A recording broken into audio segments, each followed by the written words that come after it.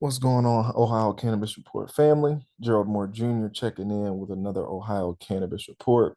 And today we're just going to go over some headlines and some topics that have been happening in the Ohio cannabis space over the last uh, few weeks since we got, um, since rec went legal in Ohio. So, just going to go to some latest news, cannabis news. This week. All right, so Ohio regulators, marijuana sellers can't give out food from ice cream truck. Handing out food and drinks from an ice cream truck is off limits for marijuana businesses in Ohio, according to state regulators. So, as an online promotion saying, "You can take me higher." Ohio Division of Cannabis Control has proposed fines totaling $212,000 dollars against five businesses violating the state's advertising rules for marijuana sellers, the Akron Beacon Journal reported Thursday. Most of the fines involve promotions this summer ahead of August 6th, beginning the recreational marijuana sale in the state.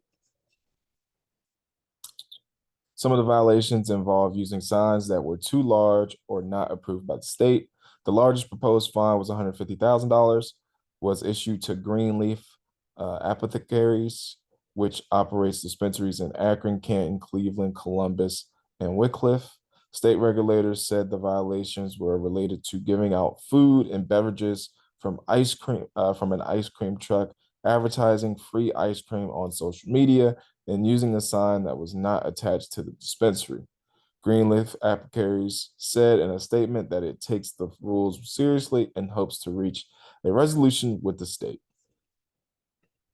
So let me know what y'all think about that. Obviously, I think those rules are terrible rules. You know what I mean? Not being able to advertise or market or promote your business is not good for business at the state level. You know what I mean? So I think, businesses, whatever your business is, should be able to market, advertise, promote, host events, do different things to draw in clientele and consumers. And so, yeah, I don't really like that rule. But again, the businesses are going to constantly, break the rules to, all right, you got $150,000 fine. They'll probably come up with a resolution. How much money are they making? Because $150,000 fine may not be nothing to them. It may just be a write-off on their books. So, all right, this is a good little headline. How do I talk to my child about marijuana now that it's legal in Ohio? I think these are conversations that should have already been being had. Obviously, we've had the negative connotation. So you have people that have had the negative conversation about just don't do it because it's bad or, it'll make you do all these things. So I think that's definitely a good headline. I mean, I'm somebody that, I've been a medical patient for 6 years. I've been using cannabis for over a decade. When I had my first child 7 years ago, once he could kind of understand and have conversation, I'd probably say 4 years old is when I started to teach him. My daughter's 4 now, so I started to have the conversation that, hey, this is daddy's medicine. You know what I mean? If they see me grinding up some herb, this is what it is. I let them see it. I let them touch it. I let them understand that this is daddy's medicine. If they see my vape, they understand this is daddy's medicine. And so those are different things. We have to have conversations with our children because the more you educate them, the more aware they are, and the more they're going to act accordingly. You know what I mean? Once you scare kids away or once you demonize something, it's more likely for a kid to try it or to be more curious about it because they don't know. That's how I was. Nobody really told me about weed, and then I had friends doing it, and I was like, "Yo, I'm gonna try it. Looks fun." You know what I mean? They chilling, already drink some alcohol, so then you try, and it's like, "Oh wow, this is amazing feeling. This makes me feel great. Makes me feel way better than alcohol. Makes me feel better than Tylenol. My body's hurting already." So, um, I had a very positive first experience, thankfully. I know not everybody has a positive experience, but it's good to teach our children because then they know if they're looking at something, hey, this doesn't look right. You know what I mean? This don't look like natural herb. This looked like something been done to it, something been added to it. And so that relationship, that education is something that is just natural. So here, setting boundaries and having informed, honest conversations is important in every household. That's one key bit of advice experts offer parents on how to talk about cannabis with their kids in a post legalization world. And by being honest, that can also include parents being honest with themselves about their own usage. That is huge. I think that is so huge. And I think that's why a lot of people are having difficulty, right? Because a lot of people try to hide what they're doing from their children. People try to hide their alcohol intake. People try to hide their narcissism. People try to hide their cannabis intake or other drug intake. People try to hide certain things. And we have to be honest. And first, you have to be honest with yourself. And that's one thing I love about cannabis legalization is it allowed me to come out and be honest that, hey, I smoke tree. You know what I mean? Like I'm an avid consumer, but before I was self-medicating. Now legal recommendation from a doctor, it makes me feel better. I can come out publicly and do it without being judged and criticized and critiqued. Business people not wanting to deal with me because, oh, he's this. Like, no, this is legal. You know what I mean? And I have a medical card and I have a medical reason and I'm sharing it with the world. You know what I mean? So I think it's important for us to be honest with ourselves, for us to be vulnerable. Now, it is vulnerable, right? Because, yes, you can use cannabis recreationally, but it's all medicinal. At some point you're using it for a medicinal purpose, whether it's your mental health, right? Oh, I'm stressed today. Oh, I got some anxiety today. Or it's pain, right? We all are dealing with some type of pain. We deal with grief, but physical pain. If you hurt something, if you have a chronic illness or ailment, um, it helps. You know what I mean? So again, honesty, vulnerability will help. Um, So this was said by Christine Murray, a licensed social worker and child therapist at Dayton Children's Hospital. Recreational cannabis sales in Ohio began last month, and adults 21 and older can legally buy and possess marijuana. The American Academy of Pediatrics does not recommend any person under the age of 21 use cannabis products, pointing to impacts of marijuana use on development. And this is also something that's still being done. Obviously, you don't want kids to ingest cannabis combustibles because their lung development, but there's still studies about CBD and all the other cannabinoids that can help children. Obviously, RSO has been known to help a lot of people, children with seizures and stuff like that. So again, doctor recommendation. Just a disclaimer: I am not a doctor. This is for educational and entertainment purposes only. So if you're watching this, I am not a doctor. This is for educational and entertainment purposes only. You know, get with your doctor, your local physician, whatever you decide to do. Again, follow the laws and the rules, whatever happens in your state. Everything outside of that, you know what I mean, is up to you. It's your choice. So with marijuana, a lot of people feel like it is just fine and don't realize all of the complicating things that could happen with a child or teen's growing brain. Murray said those kinds of structures and pathways in the brain developing at those times, it's very different than in an adult started to use marijuana after the age of 25 or so. Also, brain development is important, right? So you don't want to be smoking around kids. You don't want to be doing certain things because their brains are, still developing. So it's always good to just be mindful. You know what I mean? Just be mindful of the children.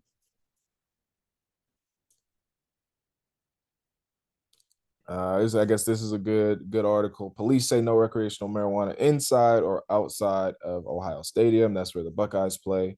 Police laid out security guidelines ahead of the 2024 season. Ohio State University Police Division says officers will be on lookout for those breaking the law. Smoking inside the stadium is banned, so you can't smoke tobacco or recreational marijuana outside the normal rules of the Ohio Revised Code uh, apply, said Eric Whiteside, Deputy Chief of Ohio State University Police Division. Similar to alcohol, use of non-alcoholic, non-medical cannabis by individuals under the age of 21 is prohibited. So if it's medical, it's can be used, I'm assuming. And individuals who provide cannabis to minors can potentially face fines as well as possible jail time. In addition, Ohio's laws prohibiting smoking or vaping in public indoor spaces applies to marijuana as well. Like alcohol, it's illegal to operate a vehicle while under the influence of cannabis. You can drink alcohol inside the stadium, though, right? Let me know in the comment. Make sure y'all like and subscribe too, man. If y'all like the work, like and subscribe.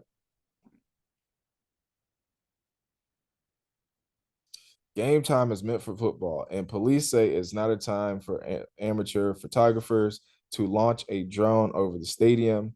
If that happens, police say they will order it down. We do have a drone detection, so if anybody puts up anywhere on campus, we are going to know about it, said Deputy Chief Whiteside. So they went from recreational marijuana to drones. Okay.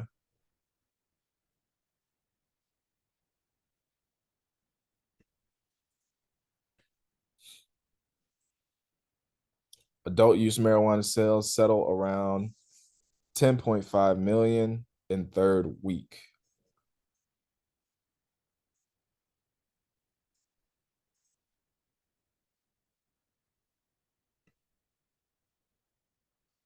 The Ohio Division of Cannabis Control has reported 32,967,100 in total recreational sales since recreational cannabis sales began in the Buckeye State.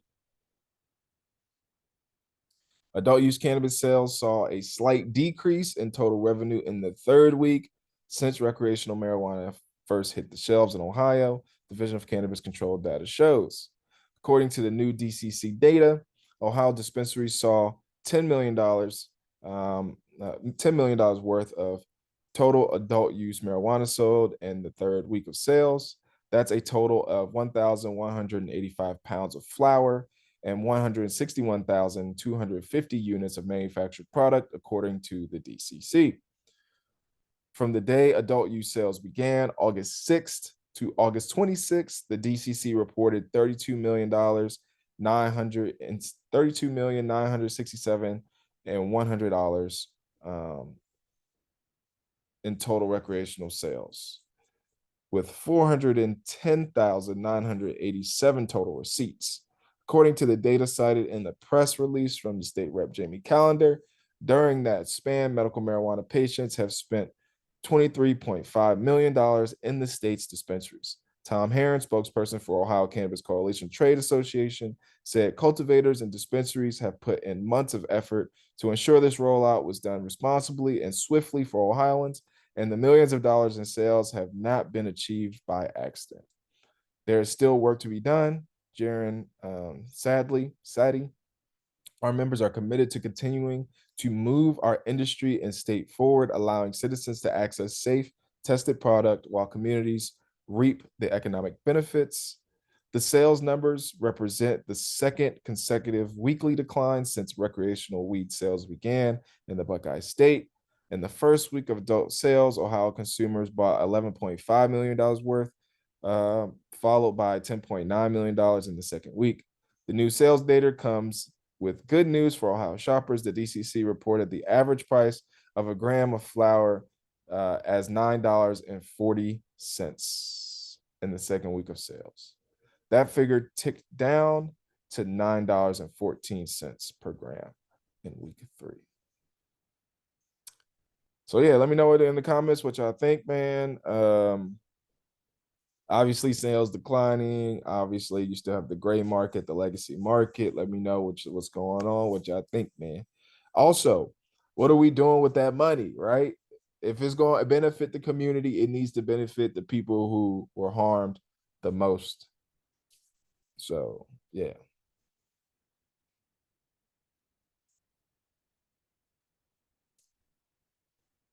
So yeah, those are the main headlines right now in Ohio. Obviously, there's a lot of work to be done, man. A lot of conversations need to be had. I mean, a lot of dialogue needs to be had. A lot of infrastructure still needs to be put in place. Right now, from what I see, there's still not a lot of infrastructure. There's still not a lot of education around the Ohio cannabis industry outside of maybe going to the dispensary. There's not a lot of cultivators doing a lot of education. The state itself is not doing any education, from my knowledge. There's not a lot of doctors doing a lot of education around cannabis and cannabis products. There's not a lot of influencers doing a lot of education. So again, I know the homie Mastermind over at Ohio Cannabis Live has been doing a lot of great work. Go over and follow Ohio Cannabis Live. I'm helping him out with an Ohio Cannabis Expo that'll be November 1st and the 2nd, I believe is the date. Don't quote me on that, but check that out. Ohio Cannabis Expo.com, I believe, is the website. So definitely go check that out. He's been one of the biggest advocates, man, and activists in the industry while also trying to make some money. You know what I mean? And I think he's been doing a great job. Media wise, I think we need to support him as much as possible, and support anybody that's on the ground floor really bringing this information to you, because this is a new industry. People are getting richer off of this industry. Communities will benefit from this industry. So the more we can get involved, the more we can raise awareness and raise voices, and do our part, the better off the community as a whole will be. So again, my name is Gerald Moore Jr. You can follow me on Instagram at Gerald Moore Jr. You can also follow Ohio Cannabis Report on Instagram at Ohio Cannabis Report. Please make sure you like, follow, subscribe, comment, do all that good stuff.